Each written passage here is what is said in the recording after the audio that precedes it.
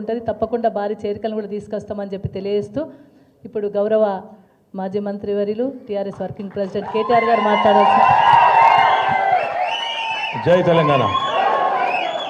మీకు తెలుసు కదా, మెదక్ నా అత్తగారు ఊరు రామాయంపేట. మళ్ళీ ఆయన మెదకోలు ఫీల్ అయ్యారు. రామాయంపేట మా అత్తగారు ఊరు, పద్మక్కదేమో మా దగ్గర వాళ్ళ అమ్మగారు ఊరు. కాబట్టి అక్కడికి వెళ్ళి పిల్లని ఇక్కడికి ఇచ్చినాం, ఆడికి వెళ్ళి పిల్లని అటు తీసుకుపోయినాం.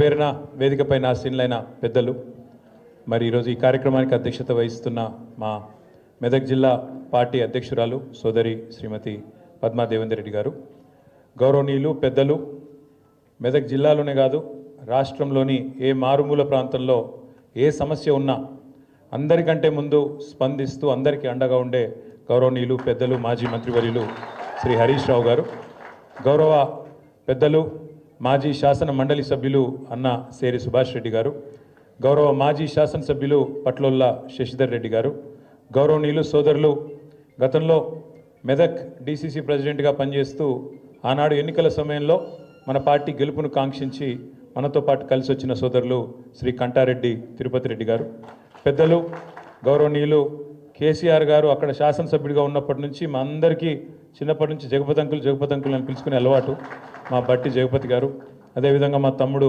మల్లికార్జున్ గౌడ్ గారు, అన్న నాగర్ కర్నూల్ మాజీ శాసనసభ్యులు గౌరవనీయులు అన్న మరి జనార్దన్ రెడ్డి గారు, సోదరుడు జితేందర్ గౌడ్ గారు, సోములు గారు, మా తమ్ముడు ఎర్రోళ్ళ శ్రీనివాస్ గారు, ఇంకా వేదిక పైన ఉన్న అన్నలందరికీ పేరున రావుల చంద్రశేఖర్ రెడ్డి అన్నగారు, మన party general secretary head office incharge, అదేవిధంగా ఈరోజు మెదక్ నియోజకవర్గంలోని వివిధ ప్రాంతాల నుంచి తరలి వచ్చిన మా తమ్ముళ్ళు, అద్భుతంగా మాట్లాడిన జీవన్ కుమార్ గౌడ్ గారు, అదేవిధంగా నరేందర్ గారు, రంగారావు గారు, ఇంకా పేరున వారితో పాటు కలిసి వచ్చిన మీ అందరికీ హృదయపూర్వకంగా తిరిగి స్వాగతం సుస్వాగతం.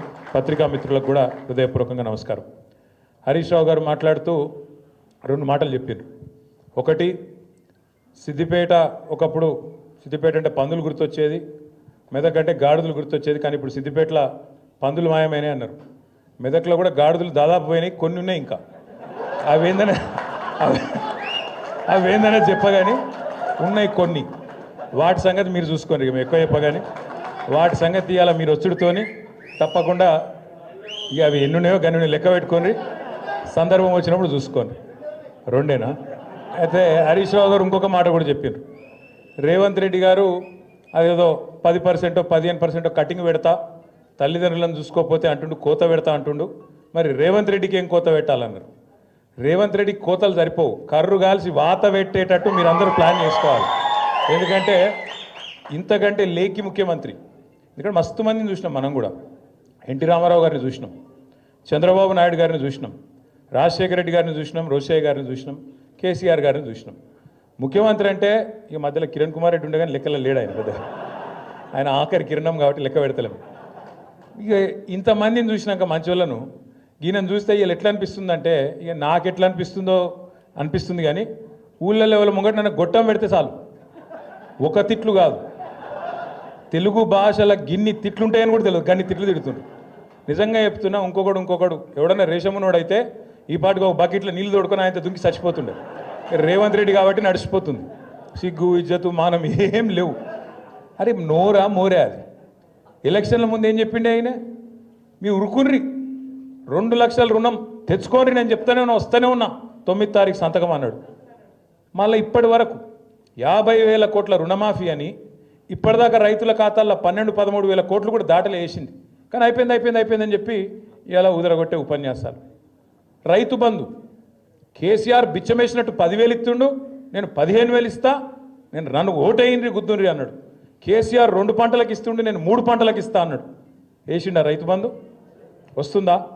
ఇలా సిగ్గు లేకుండా 2 సార్లు ఎగ్గొట్టి మొన్న అది కూడా మళ్ళీ అరకొరగానే వేసి 15,000 అని చెప్పి 12,000 ఇచ్చి దానికోసమట సంబరాలు చేసుకోండి, ఇక మొత్తం దేశమంతా ఉరికురికి సంబరాలు చేసుకోండి అని చెప్పి రైతు వేదికల కాడ సంబరాలు చేసుకోమని చెప్తా ఉన్నాడు. దాంతోపాటు ఎన్ని మాటలు! అత్తకు 4,000 ఇస్తా, అత్తకు 4,000, కోడలకు 2,500 వచ్చినాయి. అత్తకు 4,000, కోడలకు 2,500. ఇక సిగ్గు లేకుండా ఇంకా మాట్లాడతాడు రేవంత్ రెడ్డి. ఈసారి 100 గెలుస్తాడట, 100. అందుకే నేను చెప్పిన 100 నీ బొందనా అని చెప్పిన. నేను నిజంగా కూడా ఇప్పుడు మరి ఆయనకు నాకు ఇట్లా మాట్లాడేది ఇష్టం ఉండదు నిజానికి, కానీ ఆయనకు ఆయన భాషనే అర్థమవుతుంది. ఎవడన్నా ముఖ్యమంత్రి ప్రపంచంలో, మొత్తం ప్రపంచంలో ఎక్కడన్నా ఏం చేస్తారు, ఆయన కోసుక తింటారా అంటాడు ఎవడన్నా? అంటాడా అసలు ఎవడన్నా బుద్ధినోడు? ఎవడన్నా ముఖ్యమంత్రి ఢిల్లీకి పోతే నేను దొంగను చూసినట్టు చూస్తుండ్రు, చెప్పులు ఎత్తుకపోతాడేమో అని చెప్పి అపాయింట్మెంట్ ఇస్తలేరని చెప్పినోడు ఎవడు ఉన్నాడు ఇదివరకు? అందుకే నేను అన్నా, ఉత్తగానే అంటలేను, ఉత్తగానే ఆయన తిట్టాలనే నోటి తీటతో అంటలేను. ఎన్టీ రామారావుని చూసినాం, చంద్రబాబు నాయుడిని చూసినాం, రాజశేఖర రెడ్డిని చూసినాం, రోషయ్య గారిని చూసినాం, కేసీఆర్ గారిని చూసినాం, ఇవాళ ఈయన చూస్తాను. చూసినాక ఏమనిపిస్తుంది మరి? గిసొంటి మాటలు మాట్లాడేటోడు తెల్లారు లేస్తే పనికిమాలిన మాటలు, అది ఇప్పుతే నోరు ఇప్పుతే పాపం ఇవాళకెళ్ళి డ్రైనేజ్ కంపు తప్ప ఇంకోటి రాదు. గబ్బు మాటలు, గబ్బు వ్యవహారాలు. కేసీఆర్ గారు లాంటి నాయకుడిని పట్టుకొని ఆయన మీద ఇష్టం ఉన్నట్టు మాట్లాడొచ్చునా? తెలంగాణ తెచ్చిన వ్యక్తి ఇవాళను కూడా కూర్చున్నావు అంటేనే, ఆ కుర్చీలో కూర్చునే భాగ్యం నీకు వచ్చిందంటేనే దానికి కారణం కేసీఆర్ అన్న ఆయన నేను గుర్తు చేస్తా ఉన్నా. కేసీఆరే లేకపోతే, టీఆర్ఎస్ఏ లేకపోతే, గులాబీ జెండానే ఎగరకపోతే తెలంగాణ వస్తుండేనా? అది తెలియదా రేవంత్ రెడ్డికి? ఇలా పనిచేసిపోయినట్టే కదా హరీష్ అన్న కింద మన జీవన్ లెక్క ఆయన కూడా శిష్యుడుండే. హరీష్ అన్న మంత్రి అయిన రోజు డ్యాన్సులు కూడా చేసిండు ఇక్కడనే. ఇవాళ ఆయన పెద్ద పోటుగాని లెక్క హరీష్ రావు నువ్వు ఇట్లా అట్లా అని నోటికి వచ్చినట్టు మాట్లాడతాడు. నేనేమంటున్నా అంటే అధికారం రాగానే ఎగిరెగిరి పడితే మేము కూడా ఉన్నాం 10 ఏళ్ళు మంత్రులుగా, కానీ ఎప్పుడు కిసంటి పనులు చేయలే కదా, గింత లేఖిగా మాట్లాడలే కదా, గింత దిక్కుమాలిన అడ్డమైన కేసులు పెట్టించుడు, కార్యకర్తలను కొట్టించుడు, ప్రతిపక్షం అంటేనే పోస్టు పెడితే పోలీసుడు ఫోన్ చేసుడు. మన నర్సింగ్ అని మన పిల్లగాడు ఏడునవు అగో నర్సింగ్ ఒక్క పోస్టు పెడితే ఆ పిల్లగాని పోలీసులు తీసుకుపోయి పొట్టు కొట్టిండు. అంటే గింత అరాచకమా? ఇందిరమ్మ రాజ్యం అంటే గిదేనా? ఇందిరమ్మ రాజ్యం అంటే కేసులు పెట్టుడు, రోకల్ బండలు ఎక్కించుడు, ఇష్టం ఉన్నట్టు కొట్టుడు, ఇష్టం ఉన్నట్టు గుద్దుడు, భావ ప్రకటన స్వేచ్ఛ లేకుండా ఒక ముఖ్యమంత్రిని పొగడాలి తప్ప ఇంకేం చేయొద్దు. ఇదేనా పద్ధతి? పొగుడతారు ముఖ్యమంత్రిని. ఎప్పుడు పొగుడతారు?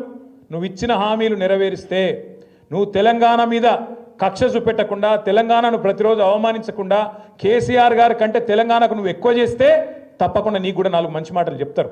లేకపోతే బరాబర్ మాట్లాడతాం. తెలంగాణ సమాజంలోనే, తెలంగాణ రక్తంలోనే తిరుగుబాటు తత్వం ఉంటుంది.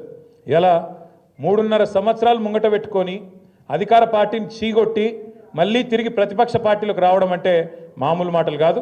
అందుకే తమ్ముడు జీవన్ని కానీ, అదేవిధంగా నరేందర్ గారిని కానీ, రంగారావు గారిని కానీ, ఇంకా మిగతా మిత్రులు